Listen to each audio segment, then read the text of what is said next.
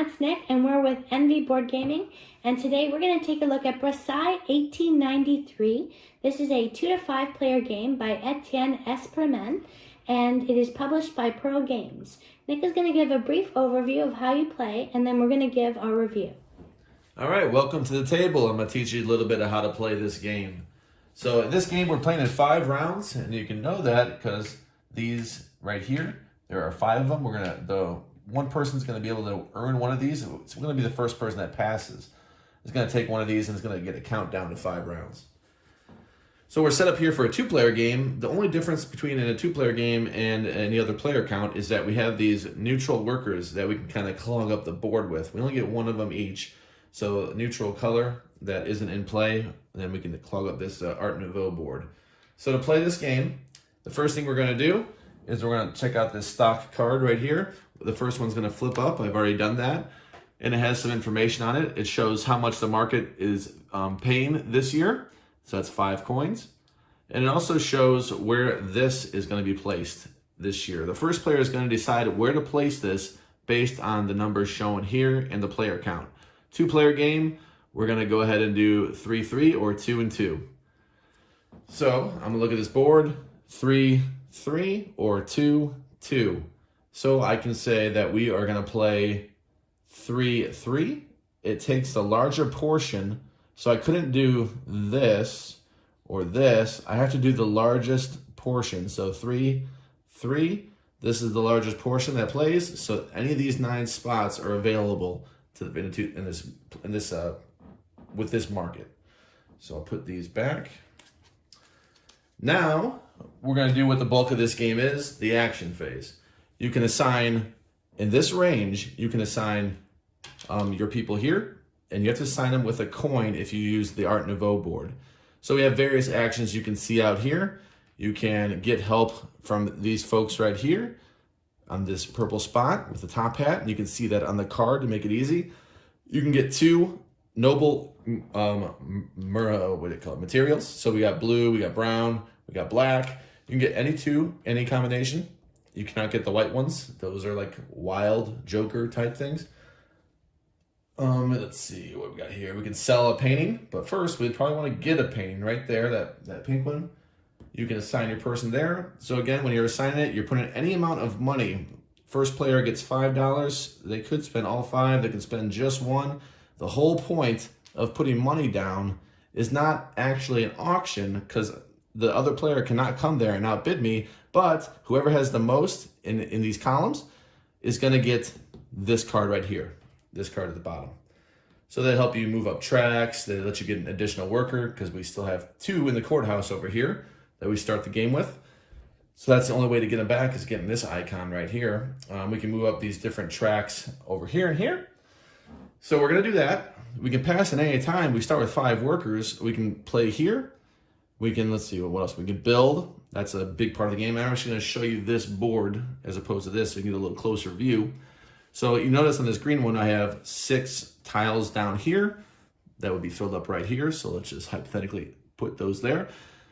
We can build with 2 noble goods. I can build my first building right there. So this would get flipped. All this is showing this side is basically the procedure. I pay the goods. In this case, since it's down here, I'm going to pay 2. You can see it's going to get more and more difficult to pay. I am paying those goods based on this right here. And this will rotate clockwise. So what I'm going to do is I'm going to pay those 2 goods that's showing. In this case, either 2 brown, 2 blue, or 1 and 1. So I know I pay 2. If I did not use the white ones, it's saying, I get 5 victory points. Then I rotate 1 of these clockwise. So then the next person, so I can do that. Next person would have to pay 3 in the brown or 6 in the not a brown at all. Next thing I'm going to do is I'm going to take this off my board into the Art Nouveau board.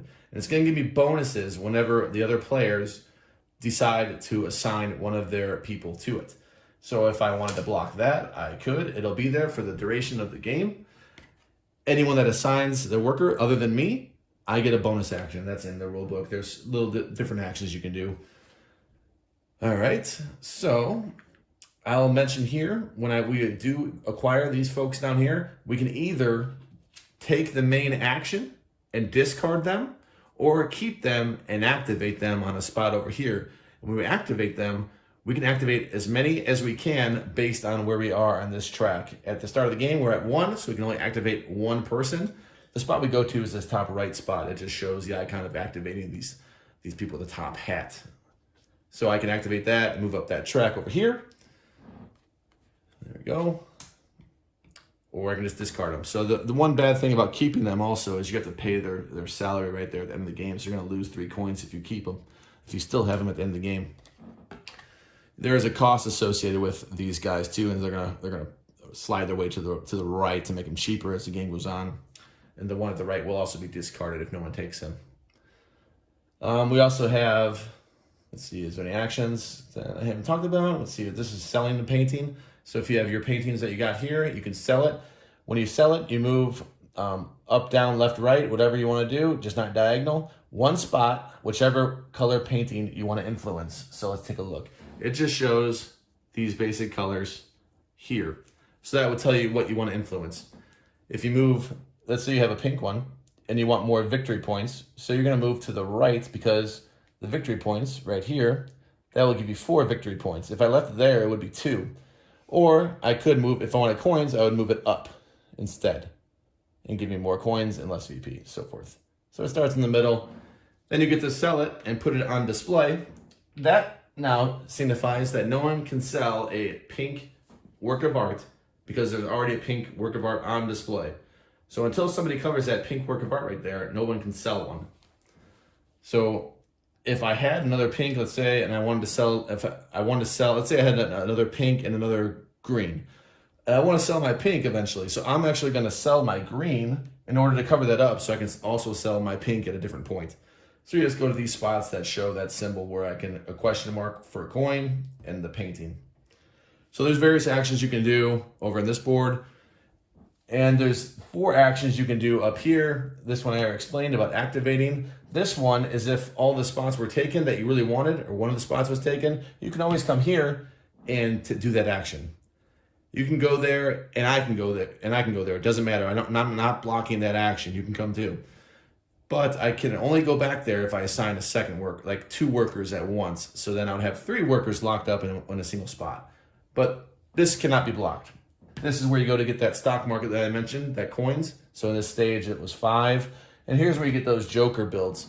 So the good thing about the jokers is you always can build. It's easier to build, but you don't get the 5 victory points. And it shows that as long as you don't build with the white cubes, you get 5 victory points. So it doesn't give you those 5 victory points when you build. So you can always do that kind of stuff over here. And the game's going to play 5 rounds. We're going to alternate turns, bidding.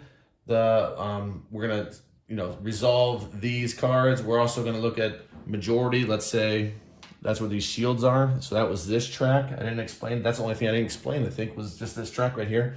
So let's say the board was like this. This is the neutral player here. We're looking at this because it's all full surrounding this shield.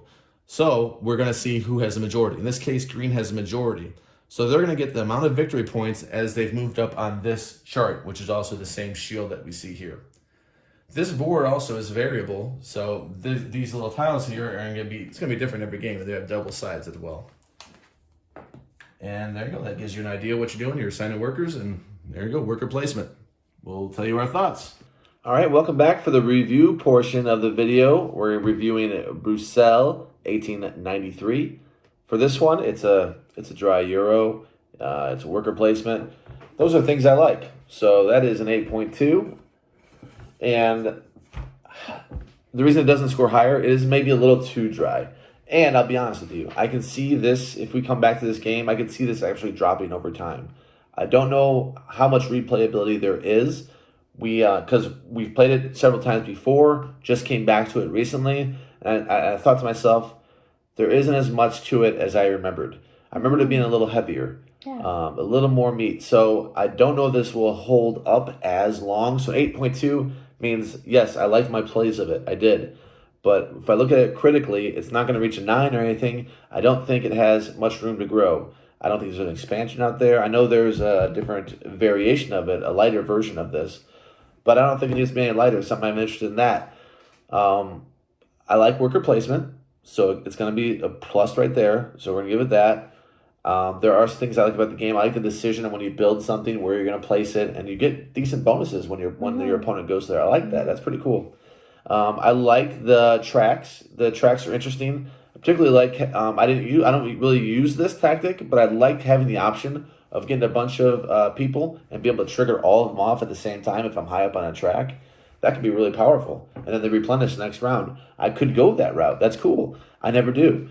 So maybe that would be just one more added layer that I can exploit if I play again. What I find most overpowered is building a lot and going up on the architect little figure. I go to 10-time multiplier, and then I just build like crazy, and it's going to be 60 points if I build all 6 and I have the 10-point multiplier. Last game I had a five buildings and the 10-point multiplier. We didn't add up the score or anything. We're just reviewing the game and whatnot. But that's 50 points right there. So that's pretty overpowered if you want to go that route. It's more overpowered to me than the tracks are. I don't know if that's a balancing issue. I haven't read what other people thought on that. To me, that's how it came off. It came off as that was a little overpowered. So I always go that route when I play this game. What about you, Vic? What is your score on this one? Oh my gosh, so close. I gave it 8.3. You did it again. Yeah, always so close. Same reasons as Nick said that, I said to him, I thought this game took longer last time, but when we had first got playing this game, I didn't have a lot of experience playing heavier games, so perhaps that was part of the experience of playing this for the first time was, wow, there's a lot going on. And then now that we have more familiarity with heavier games, it didn't seem as that it took as long and it wasn't as complicated as I remembered. One thing I like, in addition to what Nick has said, I agree with him on all the points, is I like that you're able to select where you're putting the building? Just the building? When you do the build action? Yeah, but before that, you get to put a little easel or a little marker. Yeah. I don't know what that's called, so somebody please let me know. But you get to place it where you want to put it if you're the first player, and that can really change things up, or it could stay the same depending. If you're seeing your opponent building their building squares in certain spots, you can really limit people big time in where you place that. So I think that's kind of a cool feature too. Okay. It's so cool. I thought it was okay. Take it or leave it. I really don't care about the easel thing. But I know. Yeah, I mean, I know what you're trying to do. It's just like, is that interesting? That's okay.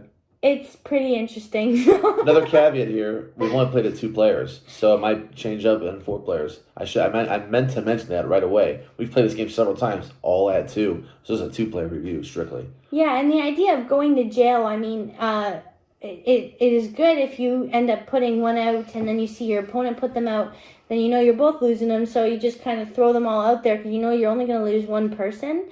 So that's kind of nice that you can still go to those actions even if your opponent has strategically placed that little easel, I'm going to call it an easel, I think that's what it is, the little marker, and prevented you from doing a spot that you really wanted to do. You can always find a way to mitigate that, and there are different ways to mitigate things that aren't going your way. So I do like this game overall, and I would recommend it for somebody who's just getting into heavier games and wants to sort of start to understand how you can get into games that have so many different options and places to go.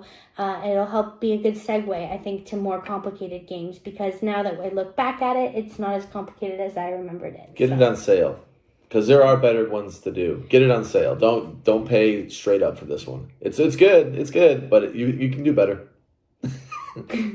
Let us know in the comment section below what game you like that has worker placement elements or is a little bit heavier than the other games. What's the heaviest game maybe that you've played? Let us know in the comments below. Like this video if you haven't already, and subscribe to our channel. We do post a lot of great, interesting content, and and we always enjoy a new subscriber. So thank you so much for watching today. Bye, guys. Au revoir.